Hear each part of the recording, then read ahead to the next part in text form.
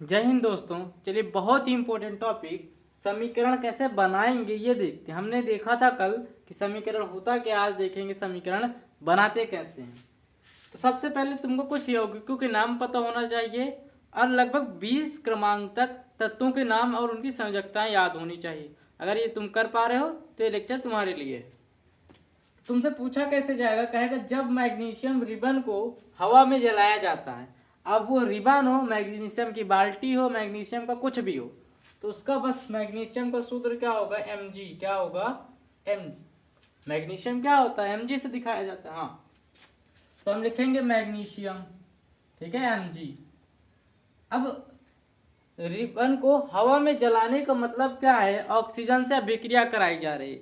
एक बात ध्यान रखना, केमिस्ट्री में जलाने का या दहन करने का मतलब क्या होता है, आग पकड़ाना नहीं, उसमें ऑक्सीजन जोड़ना, ऑक्सीजन से मेल मिलाप करवाना, वो क्या कहलाता है, दहन कहलाता है। केमिस्ट्री में याद रखना।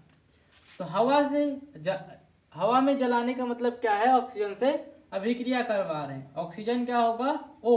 और हमने पिछली क्लास में क्या देखा था, O को हम O नहीं लिख सकते, O2 लिखेंगे, क्योंकि ये दो ही एक साथ पाए जाएंगे, एक अकेला नहीं पाया जाएगा, डर रहा है थोड़ा सा। और फिर जब इधर के तत्व माने ये क्या है, अभिकारक जब हो जाएं तो हम क्या करते हैं, तीर लगाते हैं, कल की क्लास में देखे थे ना। हाँ, और फिर जो इधर बनेगा वो होगा उत्पाद। अब उत्पाद क्या बनेगा, देखो ध्यान से। मैग्नीशियम जो है ये सोडियम के बाद आता है, मतलब 12 नंबर पे आता है, और जो इसकी संयोजकता वो होती है 2 प्लस की 2। क्लियर बात। हाँ, और जो ऑक्सीजन है ये 8वें नंबर पे आता है, और इसकी जो संयोजकता होती है ये माइनस की 2 होती है। क्लियर बात। अब ये दोनों क्या करेंगे, संयोजकता बदली अदली करेंगे। तो इसने 2 इसको दिया और 2 इसको दिया, बात समझ में आई ना, क्लियर है बात। हाँ, तो 2 इसको दिया 2 इसको दिया, कुछ बढ़ा क्या, नहीं बढ़ा। 2 इसमें था 2 इसमें था, तो सेम ऐसे ही इसको लिख देंगे। तो ये बन क्या जाएगा, MgO। क्या बन जाएगा, MgO। क्यों MgO हुआ, क्योंकि 2 इसके पास पहले थे, इसने 2 दे दिए तो भी कोई परिवर्तन नहीं, और इसने इसको 2 दे दिए तो भी कोई परिवर्तन नहीं। मतलब क्या है, रियलिटी ऐसे होती है, मैग्नीशियम के पास 2 संयोजकता है और ऑक्सीजन के पास 2 संयोजकता है। ये दोनों संयोजकताएं क्या करेंगे, एक दूसरे को देंगे, तो ये 2 इसके पास, ये 2 इसके पास, 2 से 2 कट गया, एक और एक आया। मतलब क्या है, अभिक्रिया के दौरान जो मैग्नीशियम 1 और ऑक्सीजन भी 1 होगा, तो मैग्नीशियम 1 कर दिया और ऑक्सीजन भी 1 कर दिया। इन समीकरणों को हम संतुलित करना भी सीखेंगे, अभी ये संतुलित नहीं है, केवल हम समीकरण बनाना सीख रहे हैं। ऐसे ही कैल्शियम कार्बोनेट, इसको हम चूना पत्थर भी कहते हैं। क्या कहते हैं, चूना पत्थर। तो चूना जो पत्थर होता है उसको गर्म करेंगे तो क्या होगा, अब गर्म करने का मतलब क्या है, ऑक्सीजन से अभिक्रिया कराएंगे। हालांकि देखो, गर्म करने का मतलब दूसरा हो जाएगा। कैल्शियम कार्बोनेट का सूत्र क्या होगा, CaCO3, ये होता है कैल्शियम कार्बोनेट। यहाँ लिख देना कैल्शियम, सबका नाम नीचे लिखते जाना, ठीक है ना, कार्बोनेट। ये यहाँ लिखा है, इसी को नीचे लिख देना, कैल्शियम कार्बोनेट। गर्म करने का चिन्ह हमने कल बताया था, ये होता है ना, ये गर्म किया गया, बनेगा क्या, ये कैल्शियम ऑक्साइड बनेगा और साथ ही साथ कार्बन डाइऑक्साइड गैस निकालेगा। क्लियर है बात। तो ये क्या होता है, चूना होता है, चूना जो हम खाते, और ये कार्बन डाइऑक्साइड होती है, इसको लिख देना कार्बन डाइऑक्साइड। क्लियर है बात। तो ऐसा ये समीकरण बन गया, ठीक है ना। अब लोहे की कील को कॉपर सल्फेट में डुबोया जाता है। लोहे की कील हो, लोहे का बाल्टा हो, कुछ भी हो, लोहा तो लोहा रहेगा। और लोहा का जो सूत्र होता है, माने प्रतीक होता है, वो Fe होता है, फेरम। क्लियर बात।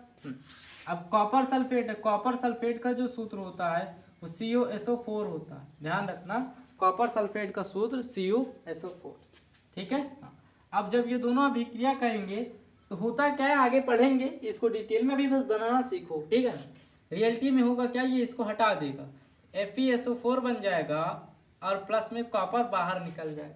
क्लियर है बात। हाँ, तो FeSO4 बन गया और वो कॉपर हो, इसको कहेंगे फेरम सल्फेट। क्लियर बात। हाँ, सोडियम सल्फेट को बेरियम क्लोराइड से अभिक्रिया कराओ, लिखो सूत्र लिखो। तो सोडियम सल्फेट है तो Na2SO4 है, और बेरियम क्लोराइड का सूत्र होता है BaCl2। ये सूत्र याद करने पड़ेंगे, ठीक है ना, तुम ये सब लिख जाना। सोडियम सल्फेट, बेरियम क्लोराइड, सब सूत्र लिख डालो, याद कर डालो। होगा क्या, यहाँ पे NaCl बन जाएगा यानी नमक, ये नमक का सूत्र होता है, और बन जाएगा प्लस में बेरियम सल्फेट, क्या बन जाएगा, बेरियम सल्फेट BaSO4। क्लियर बात। हाँ। अब ये आखिरी वाला देखो, ये ग्लूकोज का बनना होता है या कार्बन, जल का कार्बन डाइऑक्साइड से अभिक्रिया करना या गर्म करके अभिक्रिया करवाना होता है। इसमें क्या होता है, ग्लूकोज बनता है, तो मतलब H2O, ये क्या है, जल है, ऐसे तुमको प्रॉपर लिखना पड़ेगा, जल प्लस कार्बन डाइऑक्साइड CO2, ये क्या है, कार्बन डाइऑक्साइड है, ऑक्साइड, ऐसे इनका नाम लिखना पड़ता है समीकरण जब बनाते हैं, ठीक है ना। हाँ, ऑक्साइड क्या कर रहे हैं, गर्म कर रहे हैं, है ना, हीट दे रहे हैं गर्म करने पर, या प्रकाश, सूर्य का प्रकाश डाल सकते हो, ये भी कह सकते हो सूर्य का प्रकाश डालने पर। जैसे कि हम प्रकाश डालेंगे, इधर क्या बन जाएगा, C6H12O6 बन जाएगा, और इसका प्यारा सा नाम होता है ग्लूकोज। क्या होता है, ग्लूकोज।